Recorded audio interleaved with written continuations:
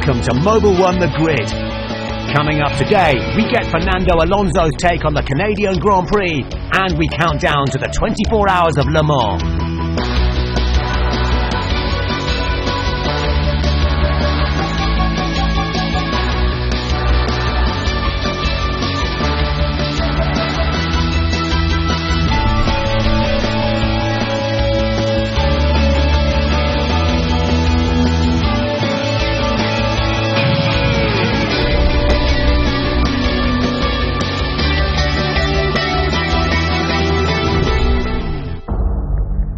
We begin today's show with the Bentley boys as they take on the punishing test that is the Nürburgring 24 hours.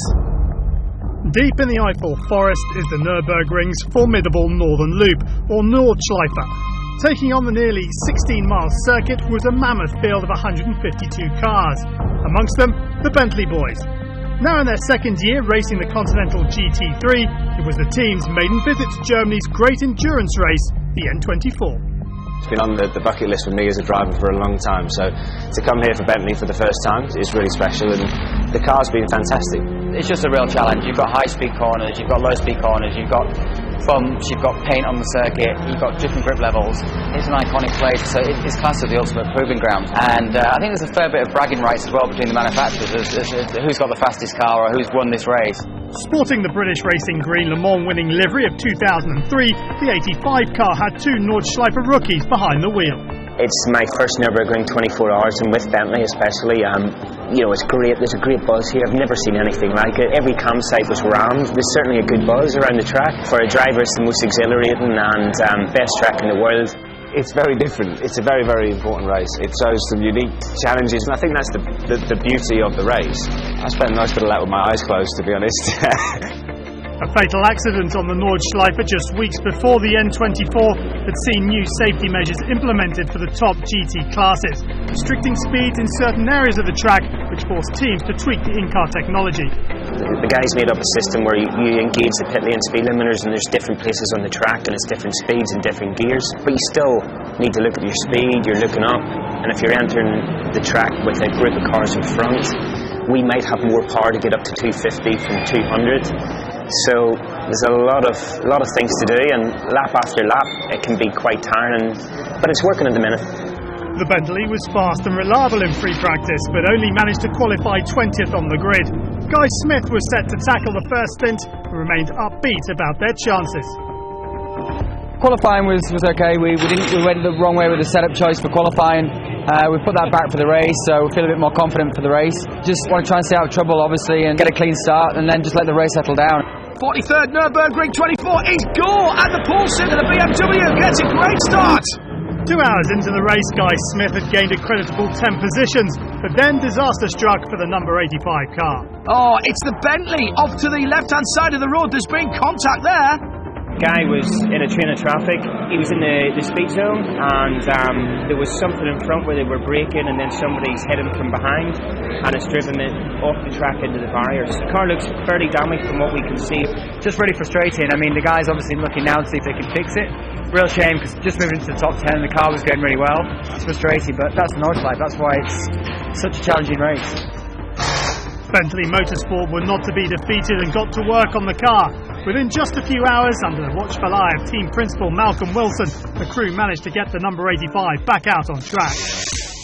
A lot of people look, they'll never get that fixed, but it's what we do in rally. We've got a great team of people, and it's just great when a car's fixed, goes out, and then the first thing the driver said is, it's fantastic, steering wheel straight, it drives straight, brakes straight. Really rewarding for these guys because they put a tremendous amount of effort in. It's incredible, to be honest, how we did get it back on. I think most of the teams in the pit lane would have thrown the towel in at that stage, but that's not the way that Bentley go racing, it's not the way that M Sport go racing. Now it's frustrating because we wish we'd have had no problem and we'd have been able to run through the front throughout the whole race. From the rear of the field, the Bentley boys moved up 74 places by the checkered flag. Though it wasn't the race the team had imagined, it was a positive finish to the weekend. It was so fast at the end, and the car felt as good as what it was at the start, so from that point of view, it's what could have been. It's a very frustrating sort of 24 hours, but I mean, the performance of Team M Sport Bentley, the car, I mean, the crew, 100%, absolutely. You know, it was a really, really strong performance. We gained a lot of valuable experience driving at night, you know, getting more laps on the Nordschleife, and it prepares us better for next year.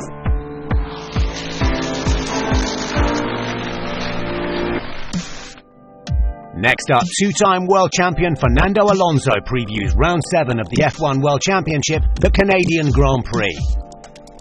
Jenson Button scored McLaren Honda's first points of the season on the streets of Monte Carlo. Having tasted victory in Canada in 2006, Fernando Alonso hopes to continue the team's progress on the street-based Montreal circuit.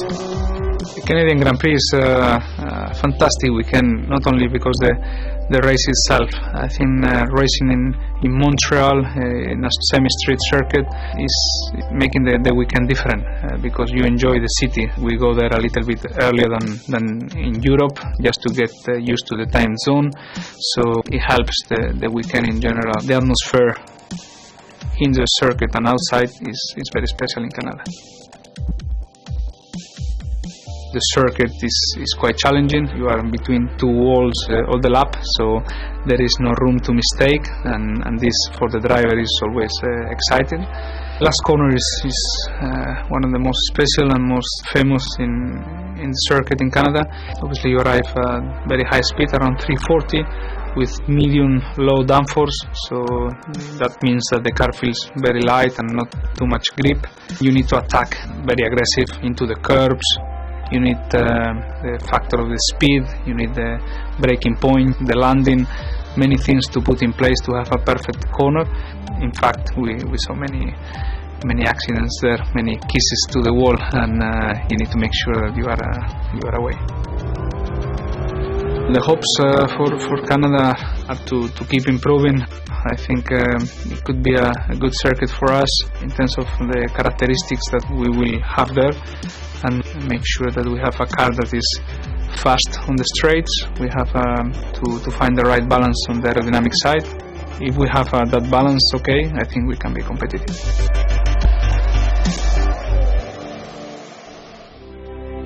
The month of June means only one thing in France, the greatest endurance race of them all, the 24 Hours of Le Mans. Just to be a part of it is something hard to describe. That's where you make history. This is the one everybody wants to win. It's still the jewel in the crown of our series, and rightly so. From the Bentleys of the 1930s through the iconic Group C era to the present day, Le Mans is the greatest sports car race in the world. And the 2014 Grand Prix d'Endurance belongs to Audi. This year, the French Classic sees 4 manufacturers out to prove the supremacy of their high-tech prototypes in motorsport's toughest test. It's great to have so many manufacturers now, and good manufacturers. You know, you're talking about Porsche, Toyota, Audi, and Nissan. The great thing is that all the concepts are different, so for the fans out there, it's really interesting to see. The fans are like nothing I've ever seen before. You know, you're doing the parade with I don't know how many thousands of people screaming and shouting, and you can see the passion that they have with this amazing race. Audi and Porsche, they're the ones with the heritage of that race, and we're still gunning for our first victory there. So that race is the one we really want to win, especially having wrapped up the championship from last year. Porsche is the most winningest manufacturer in Le Mans. I think when we came back last year, we drew a lot of attention. So for sure there will be a lot of focus on for this year. After coming within 2 hours of success last year, Porsche filled a 3-car entry in their bid to claim a 17th overall victory and end Audi's run of 13 wins from the last 14 races. Obviously, when you put a third car, you need more drivers, and there was a point, you know, when they decided they go for it. So it's a great opportunity with a brand like Porsche to do Le Mans. I think it's quite unique, and I'm quite excited for it. We want to take the fight right to them from the off and not really be handed any presents, if you like, for a victory. We want to really go there and box our own corner and keep the pressure on the other guys. I think we're not scared. For sure we take it serious. Our competitors, they both are pretty strong, that's for sure. But also we try to beat them. We're not afraid about nobody, but we take the challenge and we welcome challengers. With teammates André Lotterer and Benoit Tellier Fessler could become part of the first driver lineup to achieve 4 wins on the Circuit de la Sarthe. Quite a contrast to new boys on the grid, Nissan. I'm really looking forward to it. It was a tough decision for the company to turn down the first 2 races, but at the end of the day, Le Mans is the race that we want to win. Nissan obviously starting straight in Le Mans. It's not going to be easy for them, but they should come as well with 3 cars. It's going to be a big field, and it's good for the championship to have 4 manufacturers, and I think it has a great future. So we just need to be in front of all of those guys, and we'll be happy. The other manufacturers will welcome them. I do as another driver, but our approach doesn't really change too much. We've got to focus on ourselves. If we've got 4 or 40 manufacturers slogging it out, then our job doesn't really change. We've got to produce the fastest sports car in the world and the most reliable, and that's our job. Whether it's WEC champions Toyota, wildcard rookies Nissan, or big guns Porsche or Audi who achieve overall supremacy, the 83rd battle for Le Mans could be the best so far. It's double points at Le Mans, so if you can get a victory there, it gives you a great springboard to send you on your way for the championship as well. So that's the one everybody really wants to win. Going into that race, we're still the ones that we're the plucky underdogs. Even if you have the best car, anything can happen. So you have to have a real humble approach. Just go there and do your best. And hope Le Mans will pick you to be the lucky one if you do everything right. After the break, we look at the American Challenge at Le Mans with Corvette and follow 2 World Touring Car veterans on double duty at the Nürburgring. Welcome back to Mobil1 The Grid. We head to Russia and the frozen landscape of Siberia now for a record attempt with a difference. If professional race circuits aren't tough enough, try driving at nearly 300 kilometers an hour on a frozen lake in the wilderness of Siberia. That's what local racer Andrei Leontiev took on in a daring attempt to beat one of the coolest records in the book. I'm a sports commissioner, authorized by the Russian Automobile Federation. You're currently witnessing an official attempt to break the ice speed record. Today, there'll be 2 attempts, the flying kilometer and the standing kilometer. The dangers of running on frozen Lake Baikal were immediately apparent. The ice should have been 6 feet thick, but after an unusually mild winter, finding a safe 1 kilometer track wasn't so easy. The truth is, the Baikal ice this year is very frail and limited in area. But the wonderful thing is that we had to make this track at all costs. And in the end, we were able to find an area within the Malloy Mora where the ice was nearly 60 centimeters thick. 60 centimeters is enough to support a tank, let alone Porsche's 4.8-litre twin-turbo Panamera. With the track certified, the high-performance sedan was inspected to ensure it met the required spec for the record attempt. There's no custom equipment. Everything on the car is perfectly standard. Shall I sign here? Yes, and good luck. Thank you very much. We've passed the inspection.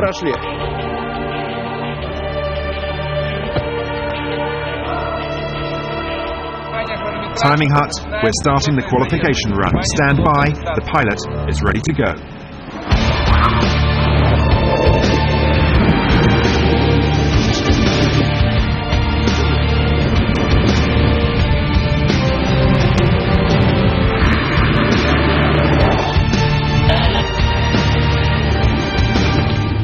Driver, you're cleared for a return run. Timing hut, the vehicle is en route.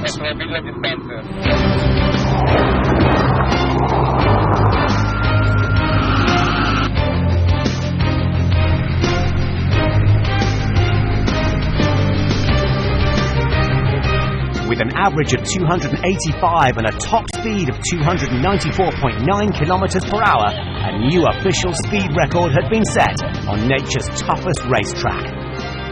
Super guys, thank you, that's it. It's thanks to the car and to the driver too, Andrei Leontiev. He managed to control the vehicle so well on this difficult track. This is what contributed to the record results that we have achieved here today.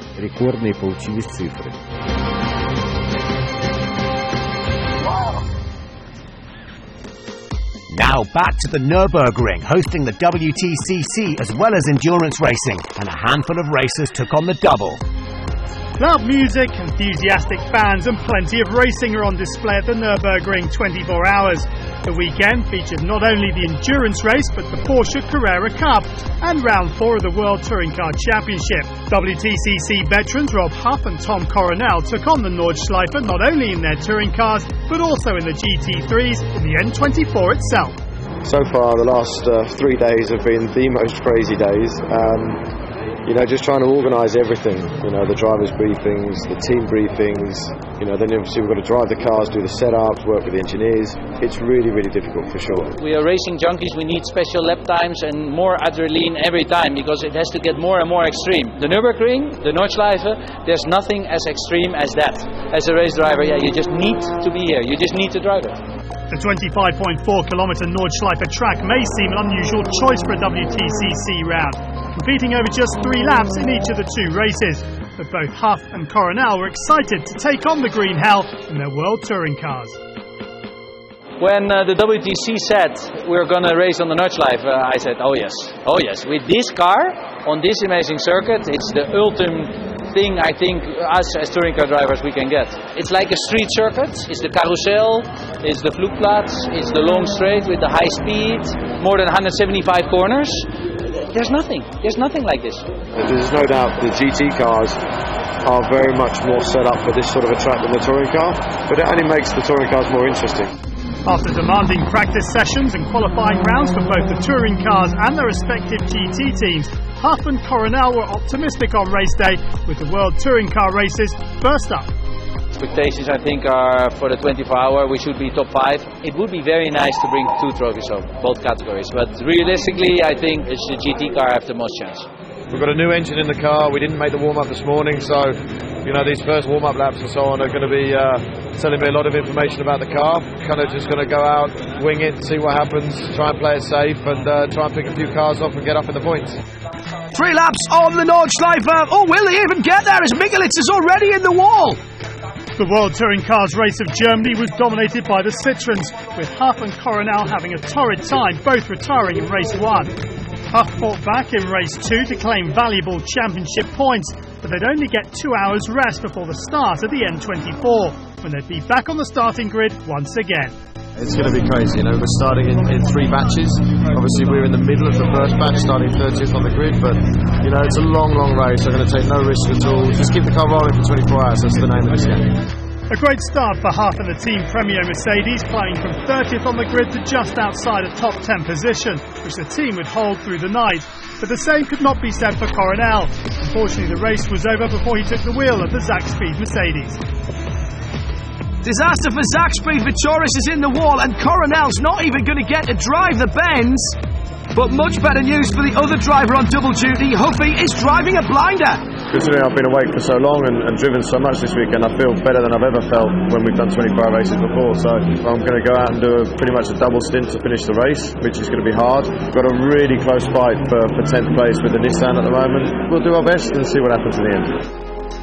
In the final hours of the N24, the Premier Garage was buzzing with energy as the team looked sure to secure a top 10 finish, with Huff behind the wheel for the final stint. Rob and me is doing the whole night together, so we're getting a bit tired. Rob is fit and he's done a quite good job for endurance. Brilliant finish for Premier. Huff brings it home in 10th. What a roller coaster of emotions, We had some rotten luck in the touring cars, got it back in race 2, so that was fantastic. And then to start 30th in the 24-hour and finish 10th, just brilliant.